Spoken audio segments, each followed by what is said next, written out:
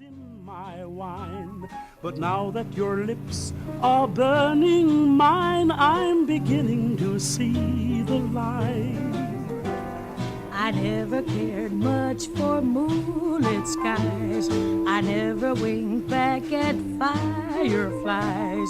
But now that the stars are in your... Aujourd'hui, on voit des erreurs qui me semblent être des erreurs stratégiques majeures d'un certain nombre d'industriels qui sont en train de pactiser avec le diable. Je ne citerai pas qui est le diable, et de construire finalement des partenariats mortifères où globalement ils laissent toute la partie digitale à un acteur, à un champion, un GAFA, à tout ce qu'on veut, et ils gardent toute la partie historique. Donc là, on y est, dans Renault ou Peugeot qui devient l'équipementier de Google. C'est vrai qu'en France, il y a un tropisme un peu excessif sur l'énergie électrique, lié notamment au secteur du nucléaire. Au niveau du réseau, évidemment, on met de plus en plus d'intelligence pour gérer les flux au niveau du gaz. Et on a une nouvelle donne, c'est la multi-injection aujourd'hui de plus en plus massive de gaz vert. Le gaz vert se met dans des boucles évidemment plutôt proches du producteur, donc plutôt dans le monde rural. Et on a une difficulté qui est d'absorber ce gaz. Et pour pouvoir le faire, on a un enjeu important qui est de rendre notre réseau agile, bidirectionnel. Et ça va se faire grâce au monde du digital. Autre point important, c'est la capacité pour le consommateur de suivre sa consommation. Et là, vous le savez, nous avons depuis le 2 mai décidé l'installation de compteurs dits communicants, dits Caspar, et donc on va installer 11 millions de clients entre maintenant et 2023, ce qui va permettre aux clients d'avoir un suivi de leur consommation journalière, et donc avec ça, de favoriser la maîtrise de l'énergie, qui est un point essentiel dans la transition énergétique. Et donc on est sur une vraie dynamique, et 120 études détaillées, ça nous met exactement en ligne par rapport aux objectifs de la loi de la transition énergétique, puisque sur 120, on imagine qu'il y a un certain nombre de projets qui n'aboutiront pas, et le chiffre, c'est qu'il faut à peu près 1500 projets en 2030 pour faire les objectifs. Et donc, avec 120 nouvelles études, on est exactement aligné d'ores et déjà.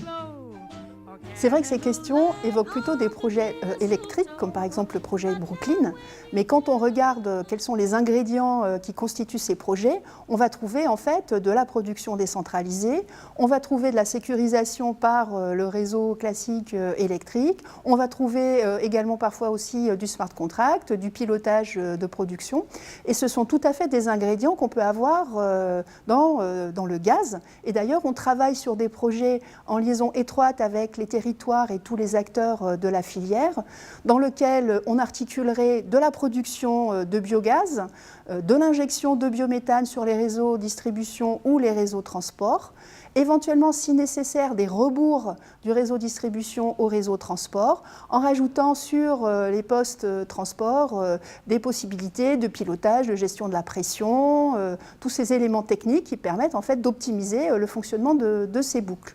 Donc on peut tout à fait avoir des projets gaz, on en parle un peu moins aujourd'hui, mais ce sont des choses que vous allez voir arriver. Moi, je ne vois pas ce qui fait que ça n'arrivera pas dans l'énergie. Donc c'est un peu de collaboratif, c'est un peu de digital, c'est un peu d'ubérisation, c'est un peu d'intermédiation. Mais c'est un point commun, c'est des acteurs qui ont compris la valeur de la donnée, qui ont compris la puissance de l'intelligence artificielle et qui vont se positionner pour proposer des choses que ne savent pas proposer les acteurs historiques aujourd'hui. Ce qui intéresse les acteurs économiques, c'est plus un mix énergétique, c'est plus un ensemble de données énergétiques sur un territoire ou sur une partie de territoire qu'une donnée gaz particulière. C'est pourquoi on a beaucoup travaillé et on a orienté notre projet de plateforme Open Data sur une collaboration avec d'autres acteurs énergétiques comme RTE pour commencer et puis pourquoi pas tous ceux qui souhaiteront rejoindre le projet. En synthèse, cette journée au Forum Europe Énergie m'a convaincu d'une chose, l'ensemble des acteurs se préparent vraiment à être la prochaine ou le prochain secteur impacté par la digitalisation et l'ubérisation. Donc on voit aujourd'hui finalement qu'il y a un besoin, la transition énergétique impose et va vers plus de décentralisation des systèmes énergétiques et qu'il y a des solutions, qu'elles soient d'ailleurs proposées par les acteurs historiques de l'énergie, qui ont compris et qui commencent à se transformer réellement avec plus de digital, et pas mal de nouveaux acteurs qui se positionnent finalement sur ces sujets de valorisation de la donnée, d'intelligence artificielle, et qui proposent soit d'aider, soit de remplacer un certain nombre de ces acteurs historiques. Donc en tout cas, la conviction, elle est là. Maintenant, nous, chez Wavestone, on est convaincus qu'il faut engager et se lancer dans cette transformation ensemble. Your lips are burning mine. I'm beginning to see the light, boy.